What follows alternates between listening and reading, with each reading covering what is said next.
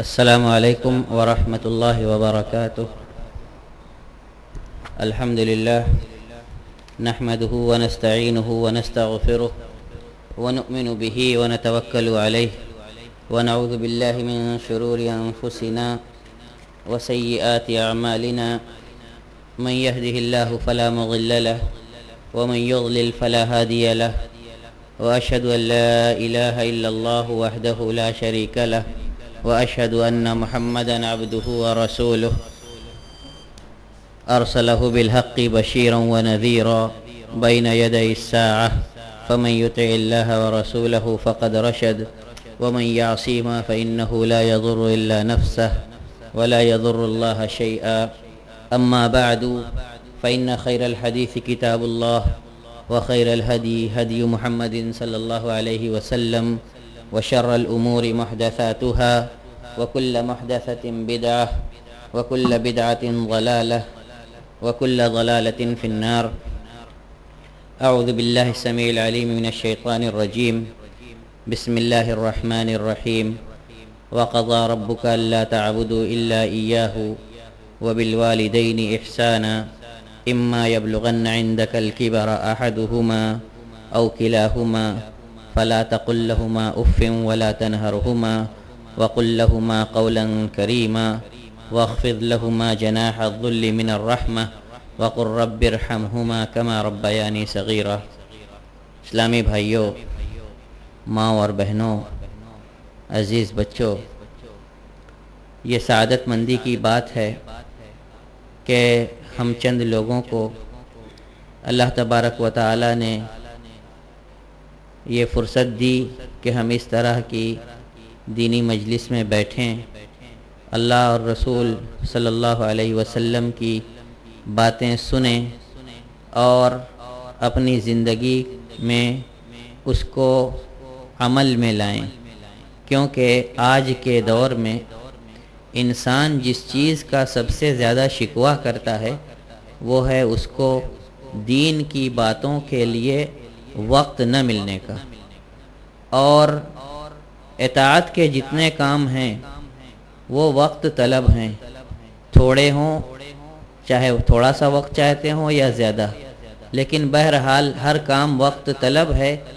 آج کی میٹیریلسٹک دنیا میں یا مادی دنیا میں وقت نکالنا ایک بہت بڑا مسئلہ بن گیا ہے. اللہ کے رسول صلی اللہ علیہ وسلم نے پیشین گوئی کی تھی، بشارت دی تھی کہ ایسے لوگ خوش قسمت ہوں گے جو دین کی مجلسیں قائم کریں گے اور اللہ اور اس کے رسول کی باتیں لوگوں تک عام کریں گے.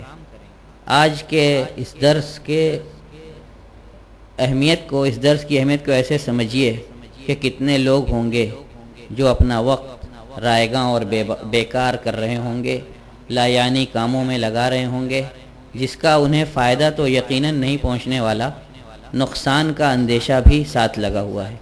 لہذا اس خوش قسمتی کو غنیمت جانیے اور اللہ کے رسول صلی اللہ علیہ وسلم کی ایک حدیث کا آخری ٹکڑا میں بیان کرتا ہوں کہ ایسی مجلسوں کا تذکرہ ہوا تو فرشتوں نے جب اللہ کے ہاں جا کے اس مجلس کی تعریف کی، اس میں شریک ہونے والوں کی تعریف کی، تو اللہ تبارک و تعالی نے اپنے فرشتوں کو گواہ بنا کر کے کہا تھا کہ میں نے ان کو بخش دیا. تو فرشتوں نے کہا تھا کہ ان میں ایک ایسا آدمی بھی ہے جو ان کے ساتھ نہیں تھا، درس یا مجلس سننے کے لیے نہیں آیا تھا، بلکہ وہ ان کا راستہ بتانے والا دلیل یا ساعی تھا. تو اللہ کے رسول صلی اللہ تبارک تعالیٰ فرمائے گا کہ اولئک قوم ما یشقی جلیسہم، یہ ایسی خوش قسمت قوم ہے کہ جن کے ساتھ بیٹھنے والا کوئی بدقسمت نہیں ہوتا، بد نصیب نہیں ہوتا، سب خوش قسمت ہوتے ہیں. آج کے درس کے لیے جو موضوع منتخب کیا گیا، مجھ سے بتایا گیا، وہ والدین کی اطاعت، بر الوالدین ہے. بر الوالدین آج کے دور کا ایک بہت اہم مسئلہ اس لیے بن گیا ہے کہ آدمی اسی عدیم الفرصتی کا شکار ہو کے، جس کا کہ درس کے شروع میں نے تمہیداً تذکرہ کیا، اپنے والدین سے بھی غافل اور بے توجہ ہو جاتا ہے، ان کو ان کے حال پر چھوڑ دیتا ہے، ان کی خبر گیری نہیں کرتا، ان کی ضروریات کی فکر نہیں کرتا، اور ان کے جو جائز حقوق ہیں ان کی ادائیگی سے پہلو تہی کرتا ہے۔ میں نے سورہ اسراء کی 23ویں اور 24ویں آیت آپ لوگوں کے سامنے پڑھی۔ اس میں اللہ تبارک و تعالی نے اپنی عبادت کا حکم دیا کہ اللہ نے یہ فیصلہ کر دیا، حکم دے دیا ہے کہ آپ لوگ عبادت صرف اسی کی کریں، نہ کریں عبادت کسی کی سوائے اس کے۔ اور یہ دیکھیے کہ معاً اپنی عبادت کے تذکرے کے بعد اللہ تبارک و تعالی نے والدین کے ساتھ حسن سلوک کا تذکرہ فرمایا۔ اس سے اس بات کا پتہ چلتا ہے کہ حقوق العباد میں سر فہرست اگر کوئی حق آتا ہے تو والدین کا حق ہے، کیونکہ اللہ تبارک و تعالی نے اپنا حق جڑانے کے بعد، شمار کرنے کے بعد سب سے پہلے والدین کا تذکرہ کیا، اور آگے فرمایا کہ جو مرحلہ ان کی زندگی کا سب سے دشوار ہوتا ہے، اس مرحلے میں پہنچ کر جب ان کی خدمت کرتے ہوئے مشقتوں سے دوچار ہونا پڑے، اور ان کی ضدوں سے اور ان کے بڑھاپے کی عادتوں سے طبیعت کو تھوڑا سا ناگواری کا شکار ہونا پڑے، تب بھی کوئی بدزبانی کا، شکوے کا، ان کے خلاف بے ادبی کا کلمہ زبان پر نہ آئے۔ اما یبلغن عندک الکبر احدہما او کلاہما، جب اگر ان میں سے کوئی یا دونوں تمہارے پاس بڑھاپے کی عمر کو پہنچ جائیں، فلا تقل لہما اف، ان سے اس حالت میں اف تک نہ کہو، ولا تنہرہما، ان کو جھڑکو نہیں۔ اللہ تبارک تعالیٰ کا حکم کتنا واضح ہے، اور آج کے معاشرے پر اگر غور کیجئے تو آدمی ذرا بھی اس کی فکر نہیں کرتا، جس طرح چاہتا ہے اپنے باپ سے، اپنی ماں سے بات کرتا ہے، بلکہ طعن و تشنیع سے بھی باز نہیں آتا، اور یہ کہتے ہوئے اس کو ادنا سا دریغ نہیں ہوتا کہ آپ نے ہمارے لیے کیا کیا ہے۔ ارے اس والدہ کو ذرا غور سے سوچئے، جس نے 9 مہینے آپ کو اپنے پیٹ میں رکھا، اپنے خون سے آپ کی پرورش کی، اور پیدا ہونے کے بعد اپنے سینے سے لگا کر آپ کی غذا فراہم کی، آپ کے لیے راتوں کو جاگی، آپ کو سوکھے بستر پر سلایا، اور آپ کے گیلا کیے ہوئے بستر پہ خود سونا گوارا کیا، جو آپ کی ادنا سی تکلیف پر بلبلا اٹھتی تھی، اور آج اس کے بڑھاپے میں آپ کو اس کی کوئی فکر نہیں ہے۔ فلا تقل لہما اف ولا تنہرہما وقل لہما قولا کریما، بڑی اچھی بات کیجئے ان سے۔ بسا اوقات بزرگوں کی باتیں ہمیں یہ لگتا ہے کہ بڑی غلط ہیں، یہ کیسا مشورہ دے رہے ہیں، ہمیں ایک ٹھیک ٹھاک کام سے روک رہے ہیں، لیکن ان کے تجربات زندگی، اس میں کوئی شک نہیں کہ ہم سے زیادہ ہیں۔ انہوں نے زندگی کے اونچ نیچ ہم سے زیادہ دیکھے ہیں، اور والدین کبھی اپنی اولاد کے بدخواہ، برا چاہنے والے نہیں ہو سکتے۔ انہوں نے اگر ہمیں کسی کام سے منع کیا ہے تو ان کو کم از کم اس میں ضرور کوئی مصلحت لگی ہوگی، یا جس کام کی طرف ہم پیش قدمی کر رہے ہیں اس میں ہمارا کوئی نقصان ضرور نظر آیا ہوگا، تب اس سے روک رہے ہیں۔ تو ان کی باتوں سے بجائے اس کے کہ ہم ناراض ہوں، ٹھنڈے دل سے سوچیں۔ وَقُلْ لَهُمَا قَوْلًا كَرِيمًا، ان سے بھلی بات کہیے۔ وَاخْفِضْ لَهُمَا جَنَاحَ الذُّلِّ، ان کے لیے شفقت و مہربانی کا بازو بچھا کے رکھیے۔ وَقُلْ رَبِّ ارْحَمْهُمَا، اللہ تبارک تعالیٰ سلیقہ سکھاتا ہے کہ کیسے ان کے حق میں آپ دعا کریں گے۔ اے رب، اے اللہ تبارک تعالیٰ، ان پر تو اپنا رحم فرما، اس کمزوری کی، بڑھاپے کی حالت میں، کما ربیانی صغیرہ، جس طرح کہ انہوں نے میری بچپن میں، کمزوری کی حالت میں، اور میرے دوسروں کے محتاج ہونے کے وقت میری پرورش کی تھی، جب اپنا کوئی کام خود انجام نہیں دے سکتا تھا۔ اللہ کے رسول صلی اللہ علیہ وسلم نے بہت ساری احادیث میں والدین کی اطاعت، ان کے ساتھ حسن سلوک اور ان کی خدمت اور فرما برداری کی تاکید فرمائی ہے۔ ان احادیث پر آنے سے پہلے ذرا آج کے معاشرے کے ساتھ مطابقت رکھنے والی ایک حدیث پر نظر کریں۔ اللہ کے رسول صلی اللہ علیہ وسلم فرماتا ہے یاتی علی الناس زمان یعق فیہ الرجل والدیہ ویبر اہلہ، کہ لوگوں پر ایسا زمانہ آئے گا، قیامت کی نشانی ہوگی، قرب قیامت کی وہ علامت ہوگی کہ آدمی اپنے والدین کی نافرمانی کرے گا اور اپنے بیوی کی فرما برداری کرے گا۔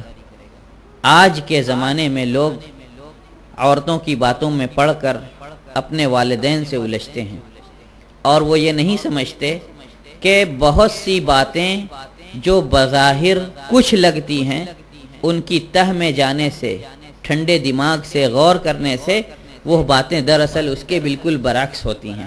لہذا والدین کے ساتھ اپنے معاملات بگاڑنے سے پہلے یہ سوچئے کہ وہ ہماری دنیا میں آنے کے سبب ہیں، اس دنیا میں آنے کے ہمارے سبب ہیں، اور اللہ تبارک و تعالی نے اپنی اس کتاب کے اندر جس کو اس نے نبی اکرم صلی اللہ علیہ وسلم کے لیے معجزہ خالدہ بنایا ہے، قیامت تک باقی رہنے والا، سب سے پہلا حق ان کا شمار کیا ہے۔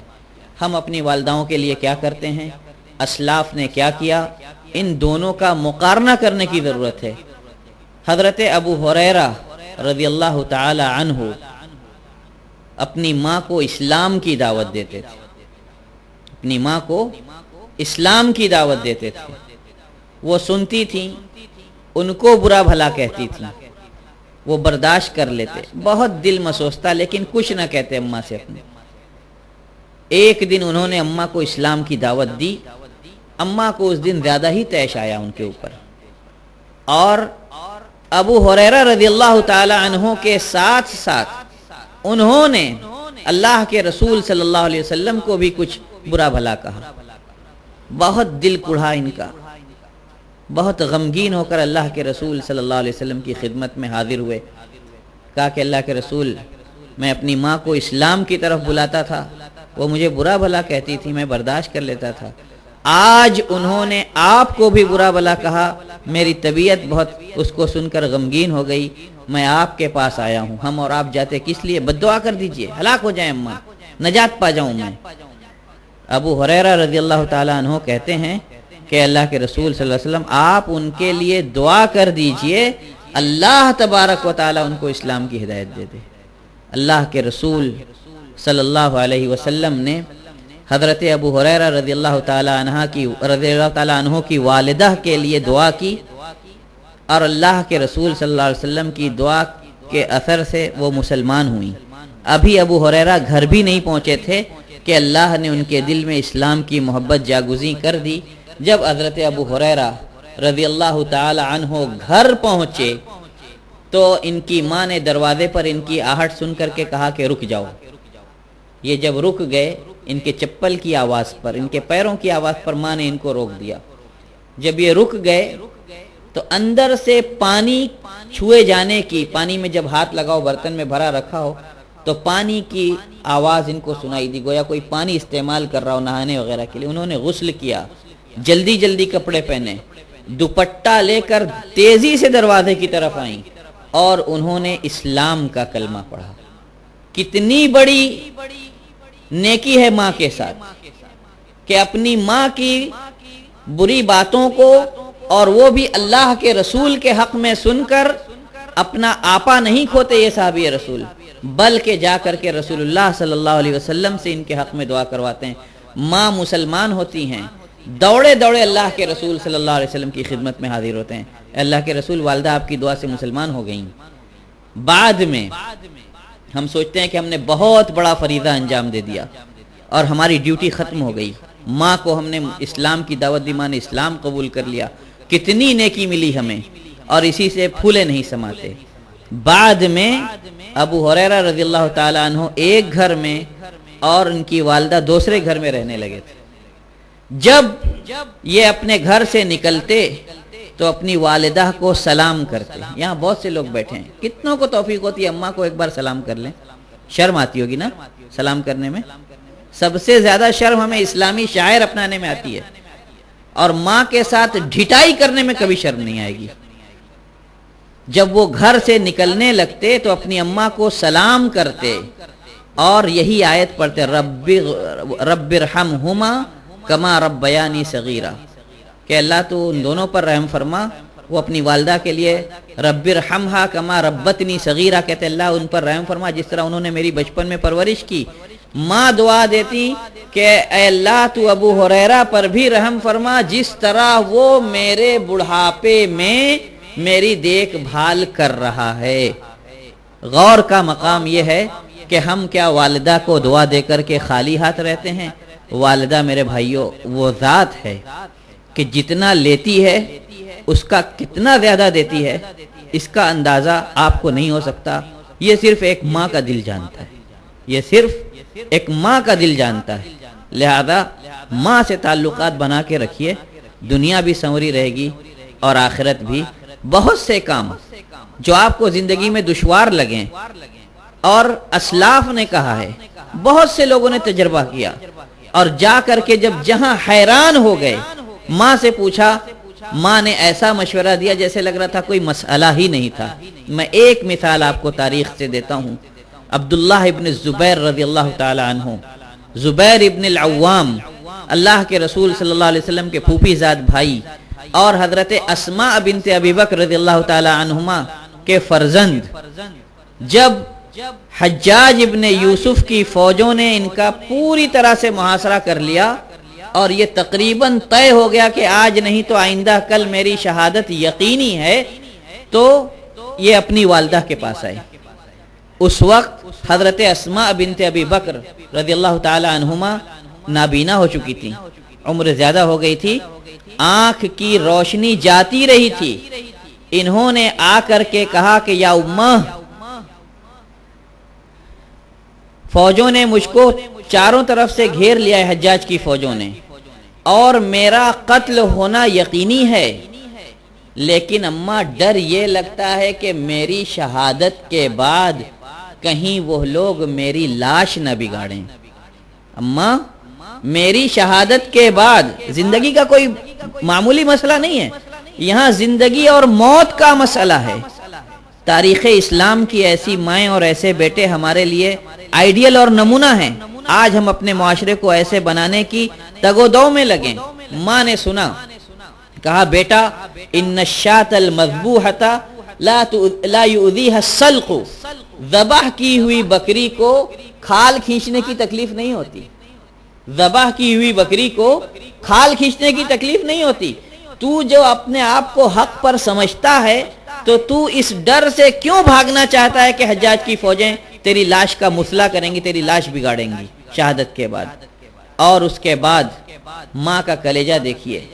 آج کے دور میں ایسی ماؤں کی بھی ضرورت ہے۔ کہا بیٹا آؤ، میری بینائی تو جا چکی لیکن آخری بار تمہیں چھو کر محسوس تو کر لوں۔ اپنے جگر کے ٹکڑے کو شہید ہونے بھیج رہی ہے ماں، کہہ رہی آؤ آخری بار تمہیں چھو کر محسوس تو کر لوں۔ انہوں نے ان کو چھوا، چھو کر کے روانہ کیا، شہادت ہو گئی۔ 3 دن تک حجاج کی فوجوں نے درخت سے لٹکا کے رکھا تھا عبداللہ ابن زبیر رضی اللہ تعالیٰ عنہ کو۔ یہ گئیں، پاؤں چھوا اپنے بیٹے کا درخت پہ لٹکا ہوا، اور کہا کہ اما آنا للراکب ان یترجل، کیا اس سوار کے لیے سواری سے اترنے کا وقت نہیں آیا؟ حجاج کو ترس آیا، اس نے لاش اتروا کے دفن کرنے کا حکم دیا۔ یہ ماں کا کلیجہ ہوتا ہے۔ ہم کس کے ساتھ بگاڑ رہے ہیں؟ ہمیں اور آپ کو غور کرنے کی ضرورت ہے۔ چند احادیث ابن ماجہ اور مستدرک حاکم وغیرہ کی میں نوٹ کر کے لایا تھا، اس کو آپ لوگوں کے سامنے بیان کرنا چاہتا، لیکن ہمیشہ امام بخاری کی صحیح مجھے سب پر مقدم رکھنے کی عادت ہے۔ ابو ہریرہ رضی اللہ تعالیٰ عنہ کی ہی حدیث سے، جس کو کہ امام بخاری نے کتاب البر والصلہ کے اندر ذکر کیا ہے، کہ وہ کہتے ہیں کہ اللہ کے رسول صلی اللہ علیہ وسلم کے پاس ایک آدمی آیا اور اس نے آ کر کے سوال کیا کہ من احق الناس بحسن صحابتی، میری اچھی صحبت کا سب سے زیادہ حقدار کون ہے؟ اللہ کے رسول صلی اللہ علیہ وسلم نے فرمایا تیری ماں۔ اس نے پوچھا پھر کون؟ آپ نے فرمایا تیری ماں۔ تیسری بار پوچھا پھر کون؟ آپ نے فرمایا تیری ماں۔ اس نے چوتھی بار پوچھا پھر کون؟ آپ نے فرمایا تیرا باپ۔ چوتھی بار میں آپ نے باپ کا حق گنایا، کیونکہ والدہ اس نے آپ کی تربیت میں زیادہ مشقت برداشت کی ہے، اس نے آپ کو اپنے پیٹ میں رکھ کر پالا ہے اور آپ کو اپنے دودھ سے پروان چڑھایا ہے۔ لہذا اللہ کے رسول صلی اللہ علیہ وسلم نے ماں کا یہ رتبہ اور حق بتایا۔ اس کے بعد یہ دیکھیے کہ مائیں، ہم یہ سمجھتے ہیں کہ جب ہم بڑے ہو جاتے ہیں تو ہمارے اوپر سب سے زیادہ بندشیں وہی لگاتی ہیں۔ حضرت انس رضی اللہ تعالیٰ عنہ کہتے ہیں کہ میری ماں مجھ کو اللہ کے رسول صلی اللہ علیہ وسلم کی خدمت میں بھیج چکی تھیں، اور جب میں گھر زیادہ دیر لگاتا تو مجھ سے کہتی ہیں اللہ کے رسول کو چھوڑ کر یہاں کیوں ہو، جاؤ۔ لیکن اللہ کے رسول صلی اللہ علیہ وسلم نے کسی کام کے غلط کرنے پر نہ مجھے ٹوکا نہ کرنے پر ٹوکا۔ 10 سال میں نے خدمت کی، کبھی اللہ کے رسول صلی اللہ علیہ وسلم نے کسی کام کے کرنے یا نہ کرنے پر ٹوکا نہیں۔ یہ اللہ کے رسول کا منصب، لیکن وہ ماں تھی، بیٹے کو رسول کی خدمت پر بھیج رہی ہیں۔ عبداللہ ابن عمر رضی اللہ تعالی عنہ سے یہ روایت ہے، ابن ماجہ کی 2782 نمبر کی، کہتے ہیں کہ ایک آدمی اللہ کے رسول صلی اللہ علیہ وسلم کی خدمت میں حاضر ہوا اور اس نے کہا کہ میں آپ کے ساتھ جہاد کرنا چاہتا ہوں۔ ہم کو اور آپ کو والدین کی اطاعت، ان کی خدمت سے بھاگنے کے لیے بہت سارے بہانے چاہیے، لیکن یہ آدمی اللہ کے راستے میں جہاد کرنے کے لیے اللہ کے رسول صلی اللہ علیہ وسلم کے پاس آیا اور کہا کہ آپ کے ساتھ اللہ کے راستے میں جہاد کرنا چاہتا ہوں، رسول اللہ صلی اللہ علیہ وسلم کی معیت کی شرط کے ساتھ کہ آپ کے ساتھ، اور صرف اللہ کی رضا چاہنے کے لیے، دکھاوا، ریاکاری، مال غنیمت، مجاہد کا درجہ، کسی چیز کی فکر نہیں، والدار الاخرہ، اور اخروی گھر چاہتا ہوں، آخرت کا گھر۔ لیکن آیا کس حال میں ہوں؟ میں نے پہلے بھی کہا ماں کا کلیجہ کیا ہوتا ہے یا والدین کیا ہوتے ہیں، یہ والدین سے پوچھئے، ان کو وہی بتلا سکتے ہیں کہ اولاد کے لیے وہ کیا جذبہ رکھتے ہیں۔ یہ اس آدمی نے جہاد میں شریک ہونے کی اللہ کے رسول صلی اللہ علیہ وسلم کے ساتھ اور آخرت کے گھر کی آرزو جتلائی، لیکن کہا وَلَقَدْ أَتَيْتُ وَإِنَّ وَالِدَيَّ لَيَبْكِيَانِ، آیا تو ہوں اللہ کے رسول صلی اللہ علیہ وسلم آپ کے پاس، لیکن جب آیا ہوں تو اپنے والدین کو روتا چھوڑ کر آیا ہوں، روتا چھوڑ کر آیا ہوں۔ آپ صلی اللہ علیہ وسلم نے فرمایا فرجع الیہما، فرمایا فرجع الیہما فاضحکہما، ان دونوں کے پاس لوٹ کر کے جاؤ اور ان کو ہنساؤ جس طرح روتا چھوڑ کے آئے ہو، کما ابکیتہما، جس طرح تم نے ان لوگوں کو رلایا ہے۔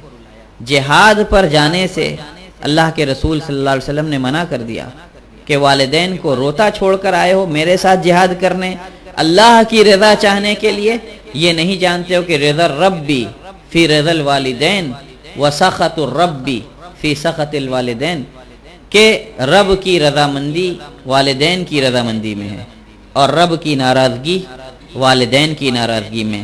ہمیں اس بات کی طرف دھیان رکھنا چاہیے کہ والدین کی ناراضگی مول لے کر ہم جتنا بھی بڑا قدم اٹھا لیں، یہ جان لیں کہ جب تک ان کی رضامندی نہیں رہے گی کامیابی ہمارا مقدر نہیں بن سکتی، چاہے وہ کوئی سا معاملہ ہو، کاروبار کا ہو، رشتہ داری کا ہو، دنیاوی ہو، اخروی ہو۔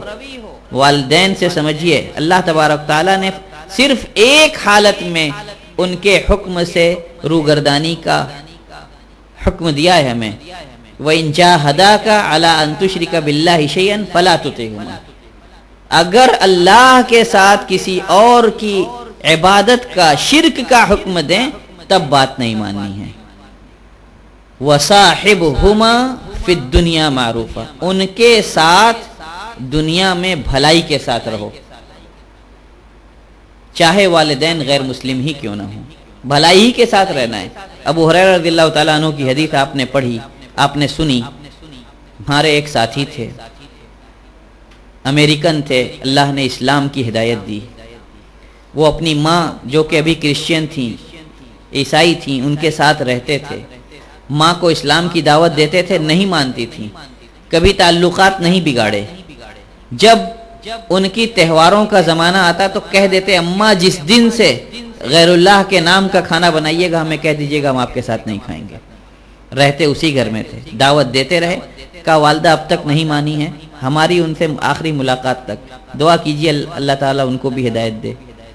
آج کے دور میں بھی ایسے لوگ موجود ہیں۔ وصاحبہما فی الدنیا معروف، باپ کی وفات ہو چکی تھی، وہ لڑکا ان کے ساتھ پوری اطاعت شیاری کے ساتھ رہتا تھا، صرف شرک کو گوارا نہیں کرتا تھا ان کے ساتھ۔ اتنے دن گھر بھی چھوڑ کر مسجد میں سونے وغیرہ چلا جاتا۔ مقدام ابن معدی کرب رضی اللہ تعالیٰ عنہ کی ایک حدیث،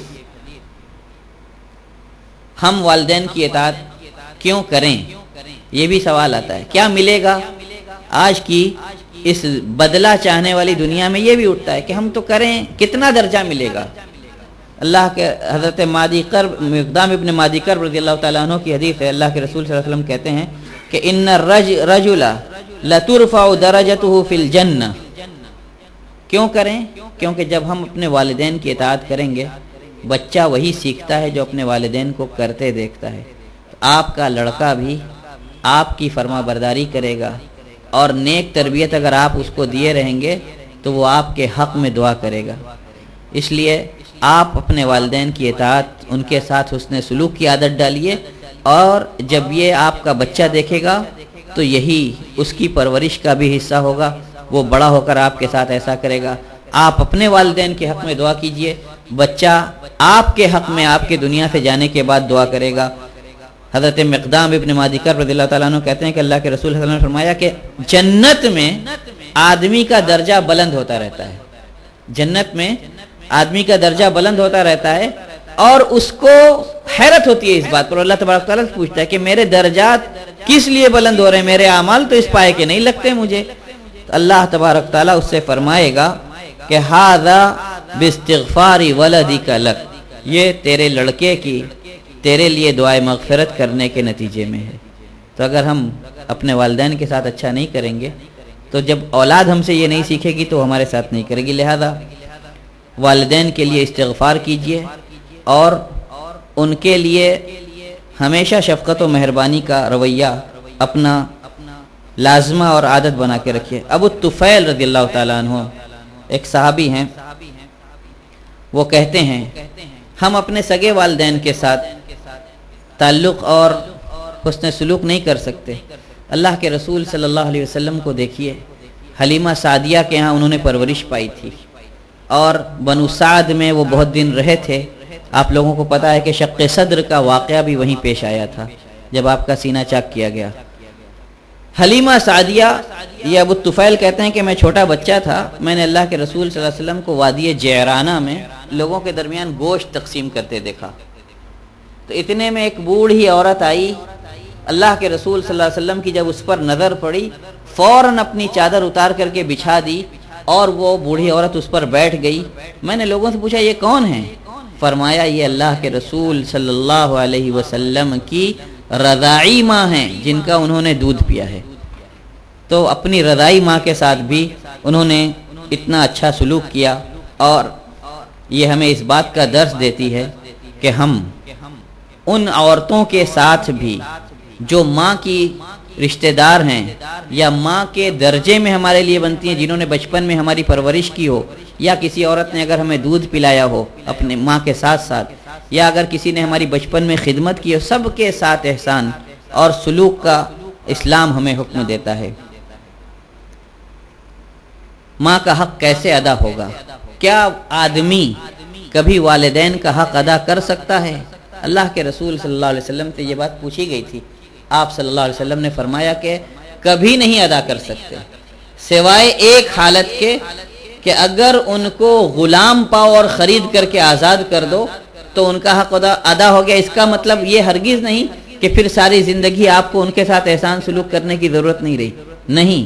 ہاں اگر حق کی ادائیگی کہتے ہو تو گویا آپ نے جس طرح انہوں نے آپ کو جنم دیا، آپ نے ان کو غلامی سے آزاد کر کے ایک احسان ان کے اوپر کیا، لیکن ان کی تربیت کا حق جس طرح انہوں نے آپ کی مشقت سے تربیت کی، آپ کو ان کے حسن سلوک کا برابر خیال رکھنا پڑے گا. اس سے آپ کو دستبرداری نہیں مل سکتی. حضرت ابو موسیٰ اشعری رضی اللہ تعالیٰ عنہ کہتے ہیں کہ اب ابن عمر رضی اللہ تعالیٰ عنہ نے ایک آدمی کو، عبداللہ ابن عمر رضی اللہ تعالیٰ عنہما نے ایک آدمی کو خانہ کعبہ کا طواف کرتے دیکھا. کیسے؟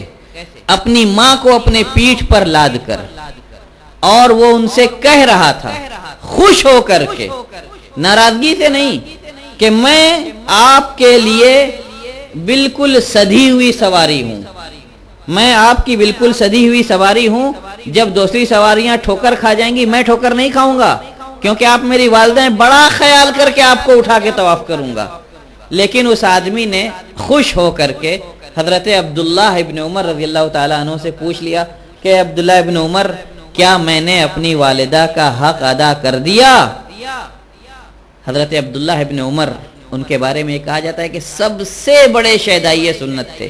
اللہ کے رسول صلی اللہ علیہ وسلم کی وفات کے بعد راستوں میں جہاں بیٹھ کر کے اللہ کے رسول نے قضائے حاجت کی تھی، وہاں اتباع میں بیٹھتے تھے، بھلے قضائے حاجت کریں یا نہ کریں. ان سے جب پوچھا تو انہوں نے کہا کہ لا ولا بظفرۃ، ناخن کے پور بھر بھی تم نے ان کا حق ادا نہیں کیا، جبکہ ماں کو اٹھا کر کے خانہ کعبہ کا طواف کر رہا ہے. ماں باپ کی فرما برداری، ان کے ساتھ حسن سلوک مرنے کے بعد کیسے ہو؟ مرنے کے بعد کیسے ہو؟ عموماً یہ سمجھا جاتا ہے یا یہ کہ ماں اور باپ کے حق تک ان کی صلہ رحمی اور فرما برداری اور حسن سلوک کا معاملہ رہتا ہے، اور ان کی وفات کے بعد یہ سلسلہ منقطع ہو گیا، یا ہماری ڈیوٹی پوری ہو گئی، ہمارا کام ختم ہو گیا. ایک آدمی اللہ کے رسول صلی اللہ علیہ وسلم کے پاس آیا اور اس نے آ کر کے پوچھا کہ میں نے بڑا گناہ کیا ہے. فہل لک، تو آپ نے فرمایا فہل لی من توبۃ، اس نے پوچھا کہ کیا میرے لیے بھی توبہ ہے؟ آپ نے فرمایا فہل لک من ام، اس کا مطلب ماں باپ کی اطاعت اور فرما برداری گناہوں کے کفارے کا بھی سبب. ماں زندہ ہے؟ فرمایا کہ نہیں. قال هل لك من خالۃ، کیا خالہ زندہ ہیں آپ کی؟ اس نے کہا ہاں. قال فبرها، ان کے ساتھ حسن سلوک کرو، بھلائی کا برتاؤ کرو، یہ تمہارے گناہ کے کفارے کا سبب ہوگا. ثوبان رضی اللہ تعالیٰ عنہ کہتے ہیں کہ اگر عمر میں کچھ بڑھا سکتی تو وہ نیکی ہوتی اور حسن سلوک ہوتا، اور عمر میں اگر کوئی چیز زیادتی کرتی ہے تو وہ نیکی اور حسن سلوک ہے، اور اگر اللہ کی تقدیر کوئی چیز ٹالتی ہے تو وہ دعا ہے. اور آدمی ایک غلطی کے نتیجے میں رزق سے محروم کر دیا جاتا. کتنے لوگ ہیں معاشرے میں جو چھوٹی موٹی نہیں، والدین کی نافرمانی جیسا بھیانک اور عظیم گناہ کر کے آتے ہیں اور سوچتے ہیں کہ ہم نے کوئی بڑا کام نہیں کیا، اور اس کے نتیجے میں جب پریشان ہوتے ہیں تو اس رخ ان کی نگاہ نہیں جاتی کہ اس کا سبب دراصل والدین کی نافرمانی اور ان کے ساتھ بدسلوکی اور ان کے ساتھ احسان کا ترک کر دینا ہے. کتنے لوگ ہیں مارے مارے پھریں گے، پریشان حال رہیں گے، لیکن جب پتہ کرو گے تو والدین سے ان کا معاملہ خراب رہے گا، جن کی دعاؤں کے طفیل میں آپ کو بہت ساری چیزیں ملنے والی ہیں. جب آپ انہیں ہی ناراض کیے بیٹھے رہو گے تو کہاں سے پاؤ گے؟ مرنے کے بعد باپ کے لیے صلہ رحمی کیسے ہو؟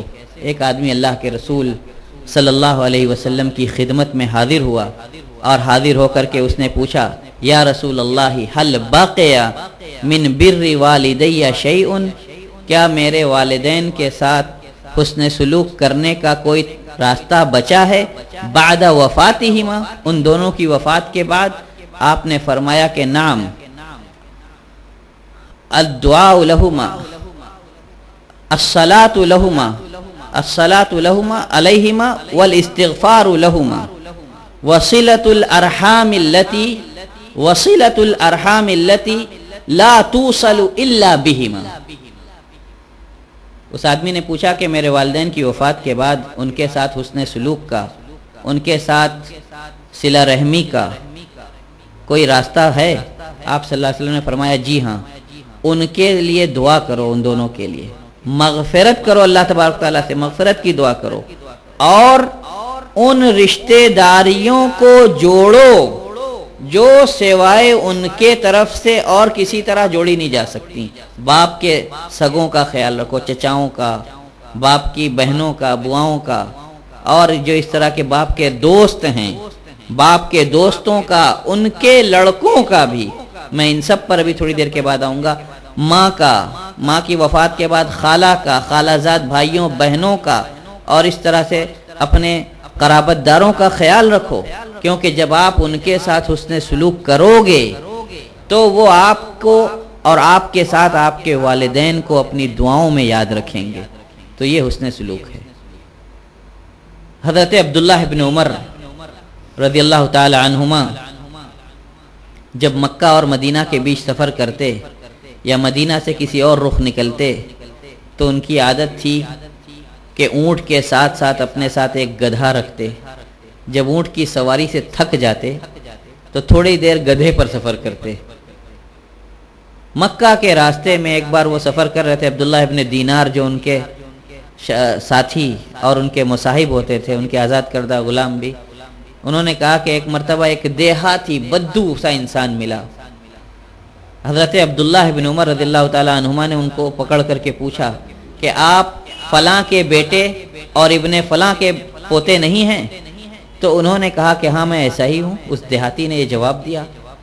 حضرت عبداللہ ابن عمر گدھے پہ اترے، اس کو گدھے پر سوار کیا، اپنی پگڑی اتاری، اس کو دیا، کہا اس سے اپنا سر باندھ لو، اور اس کے ساتھ بہت اچھی طرح پیش آئے، اور پیش آنے کے بعد جب اس کو رخصت کر چکے تو حضرت عبداللہ ابن عمر رضی اللہ تعالیٰ عنہما کے ساتھیوں نے ان سے کہا کہ دیہاتی آدمی تھا، معمولی سی کوئی چیز آپ اس کو دے دیتے وہ خوش ہو جاتا، دو میٹھے بول اس سے بول لیتے خوش ہو کے چلا جاتا، آپ نے اس کو اتنا کچھ دے دیا۔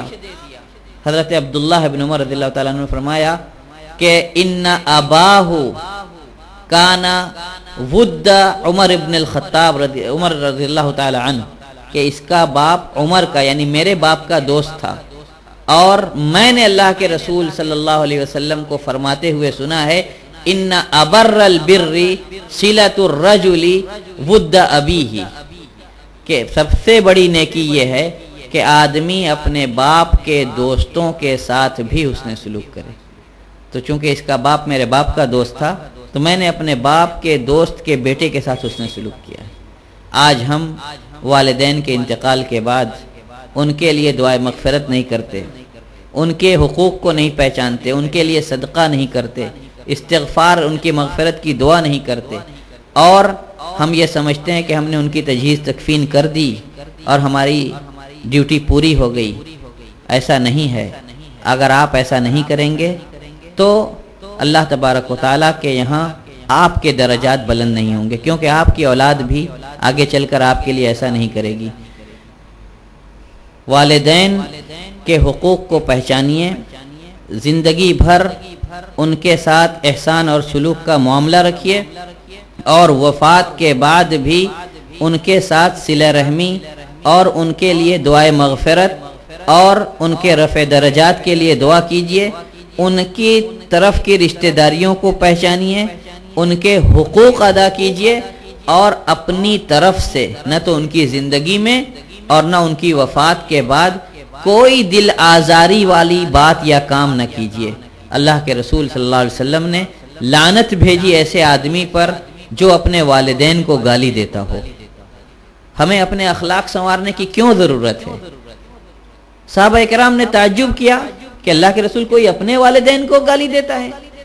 اللہ کے رسول صلی اللہ علیہ وسلم نے فرمایا یسب ابا الرجل فیسب اباہ ویسب امہ فیسب امہ، کہ آدمی دوسرے کے باپ کو گالی دیتا ہے، بدلے میں وہ اس کے باپ کو گالی دیتا ہے، وہ اس کی ماں کو گالی دیتا ہے، بدلے میں وہ اس کی ماں کو گالی دیتا ہے۔ تو گویا اپنی ماں اور باپ کو، والدین کو گالی سنوانے کا سبب یہ بذات خود بنا لہذا ہمیں اپنے اخلاق کو سنبھالنا چاہیے. ہم جیسا اپنے بارے میں دوسروں سے چاہتے ہیں کہ سلوک ہو ویسا ہی سلوک دوسروں کے ساتھ کریں, لوگ ہمارے ساتھ بھی اچھا سلوک کریں گے. اور اپنے والدین کے اور قرابت داروں کے حقوق کو پہچانیے. والدین کچھ نہیں کرتے لہذا ہم کچھ نہیں کرتے, یہ بھی کہا جاتا ہے. یہ والدین تو کیا اقربا اور دور کے رشتہ داروں کے حق میں بھی آپ کے لیے ایسا رویہ رکھنا جائز نہیں. ایک آدمی اللہ کے رسول صلی اللہ علیہ وسلم کی خدمت میں حاضر ہوا اور اس نے آ کر کے کہا یا رسول اللہ ان لی قرابتن اصلهم ويقطعونني واحلم عليهم ويجهلون علي.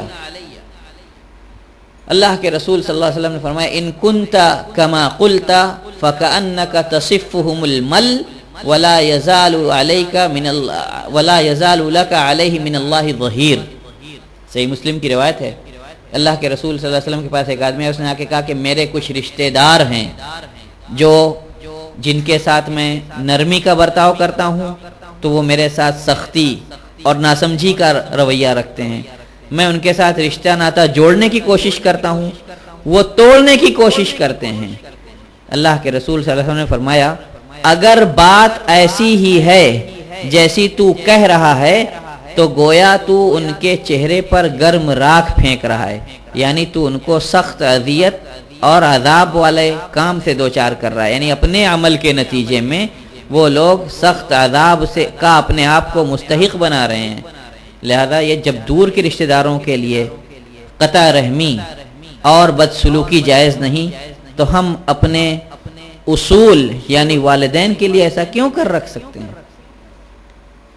اور بدلے کی صلہ رحمی اسلام نے اس کو صلہ رحمی کہا بھی نہیں ہے. اللہ کے رسول صلی اللہ علیہ وسلم نے فرمایا لیس الواصل بالمکافئ.